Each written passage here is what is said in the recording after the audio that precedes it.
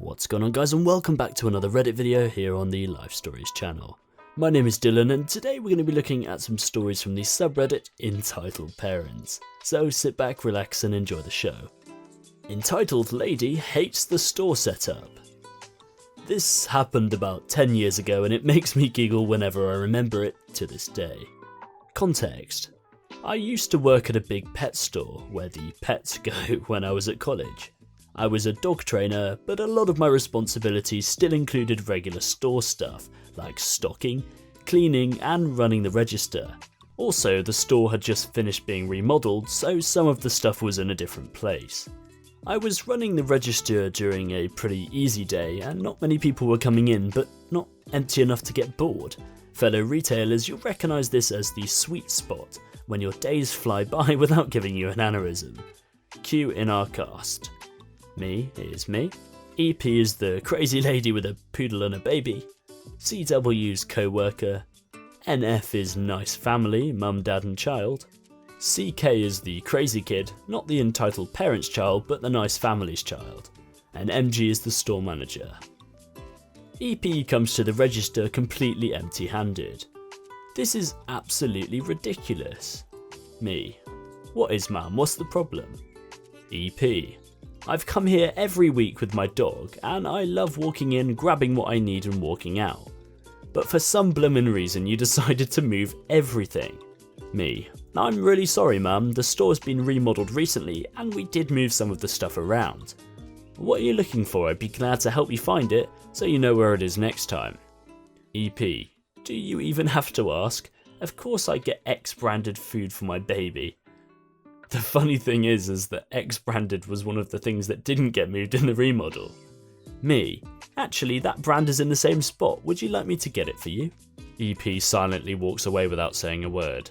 Since I couldn't leave the register, I paid for someone to help the dog food area and one of my co-workers showed up to help her.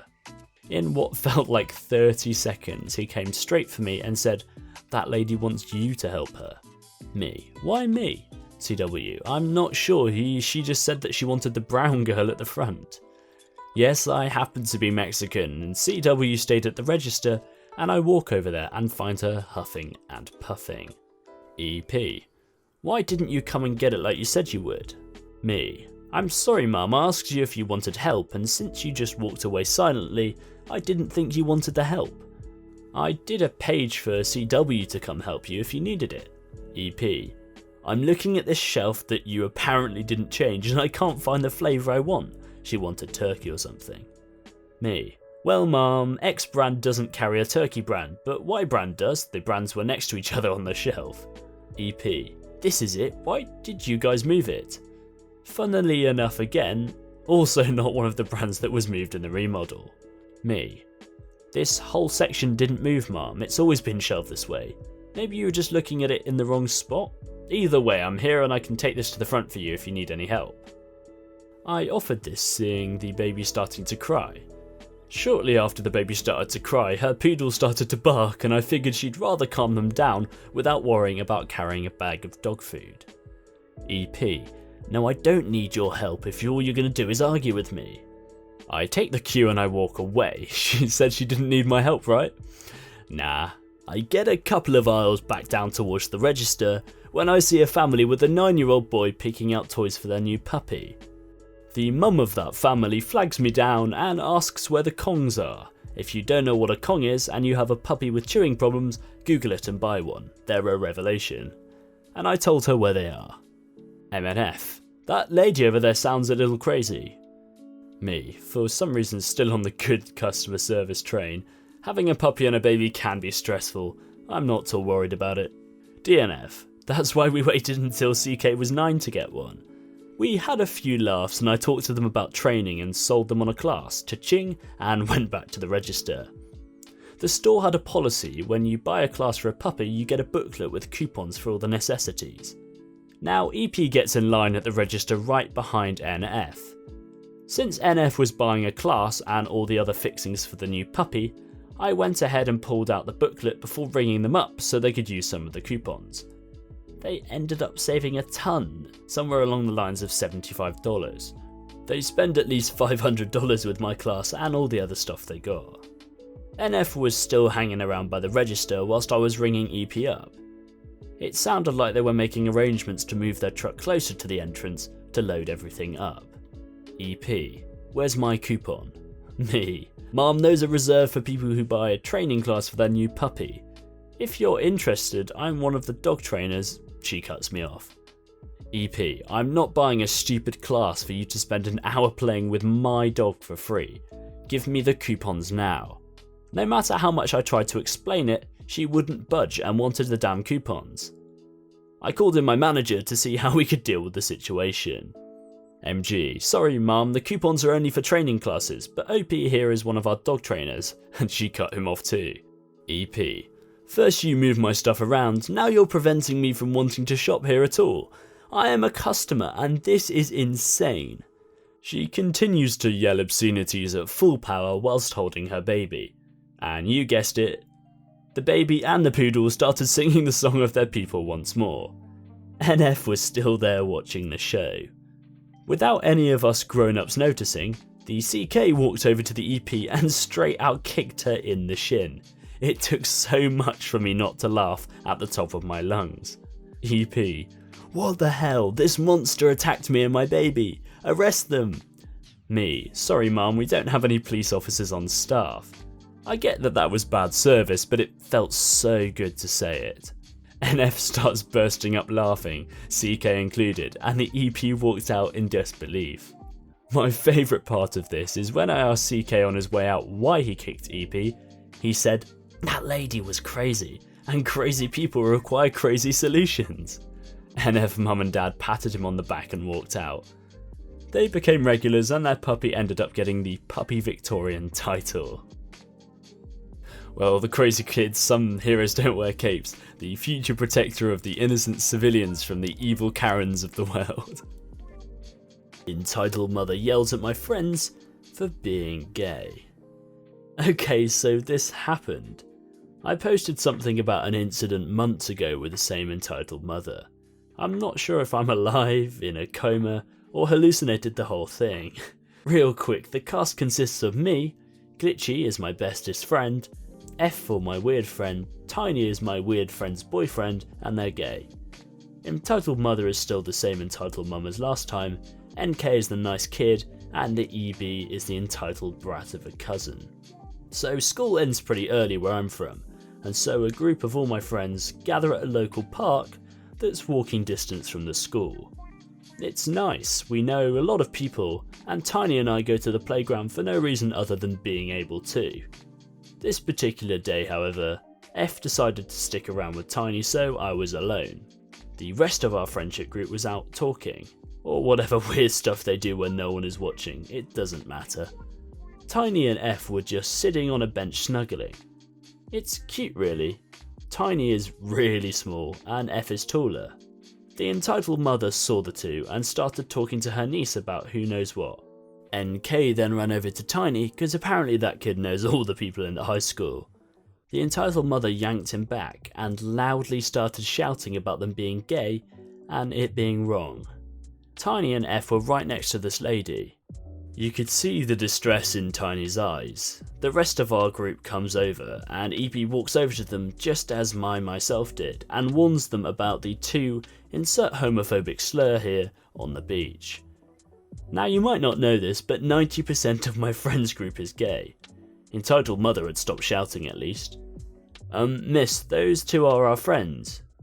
EB looked stunned at what Glitchy said.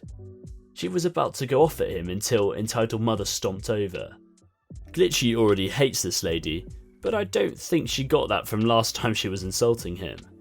Excuse me, why are you, again with the homophobic slurs, here? This is a park for children. Glitchy in a fit of rage grabbed my arm, and holy heck I was not prepared for what happened next. So apparently he's the most obvious guy in the universe when it comes to crushes, but I have a large friends group and no one told me. Anyway, that's unimportant. The problem of getting with Glitchy solved itself in the one most important moment in my freaking life. Enough with the stalling. Glitchy kissed me. Entitled mother was in a total rage. It looked like she was about to explode. EB looked disgusted, but I was standing there like a total idiot. This time, instead of pulling NK away from the playground, which he'd run off to after getting yelled at, she left with EB and left him there. After they left, Glitchy acted like it hadn't happened, but it did. So encounter number 2 with entitled mother and NK had no idea what happened after he ran off, but I mean, at least she came back. Not while we were there. Glitchy just grabbed my arm and walked off. The aftermath. We were in the car. Glitchy has a driver's license, I do not. He was silent for the most part, but after we were on my street he began to talk. Inky boy, I'm sorry, I just can't stand that, but that jerk do stuff like that. I was just sitting there mildly stunned. What? No, I mean it's fine, I get it. I screwed up, and I didn't confess, so I'm gonna go die. See y'all later. I want to know what happened next. I'll keep a lookout for an update from OP, whether he managed to gain the confidence to admit his feelings to his crush. If you guys want to hear that story, leave a like rating down below and I'll post it in the future. Entitled Mother jeopardizes the safety on an airplane. With the holidays quickly approaching, that means the season of holiday travel is also beginning. Please use this Karen tale as a cautionary reminder to obey safety instructions and be considerate of your fellow passengers as you endure air travel. A few years ago I went to Europe for Christmas. After a magical trip, the time sadly came where I had to say goodbye and hop on a flight back to the US. I was travelling with my dad. He was a frequent flyer at the time, so we were upgraded to business class. The seats are pods that fully recline into a bed. I take my seat in my pod and start to get settled in, when I notice that the passenger in the seat behind and across from me is a little girl, our entitled kid, who was about 3 or 4 years old. Her mother, our entitled mother, was sat behind me and her father was sitting next to the girl on the other side. When I saw her, I was a bit confused because I didn't think children that young were allowed in business class. After all, it's advertised as a quiet area to work and relax on long flights. However, I shrugged it off as a what do I know kind of thing and resumed getting settled in for the long flight. All was going well until it was time for takeoff. Prior to this event, the entitled kid had been quietly watching movies on her iPad. However, once takeoff began, the entitled kid had to put away her iPad and the in-flight entertainment defaulted to the airplane's safety instructions. This naturally is when stuff hit the fan. Pretty much immediately after the safety video begins, the entitled kid tells her mum she wants a toy. The entitled mother tells her she has to wait because she can't get up now. And the entitled kid continues asking for a toy and the entitled mother keeps telling her no. All the while, the plane is taxiing to the runway. The scene continues for the next 10 minutes or so, with the entitled kid getting louder and whinier with every demand for a toy, and the entitled mother sounding more and more defeated with every no. We make it to the runway, and the plane takes off when the entitled kid makes her whiniest demand yet for a toy. This is when the entitled mother says, "Okay sweetie, I'll get you a toy." We were in the air for less than 60 seconds, and the airplane was rapidly ascending into the sky, when this brainless entitled mother stands up, opens the overhead bin, takes out her bag, and starts digging around for a toy for her child. As soon as I realised what she was doing, I prayed so hard that the rest of the bags in that overhead bin, including my own, didn't fall down and knock me out.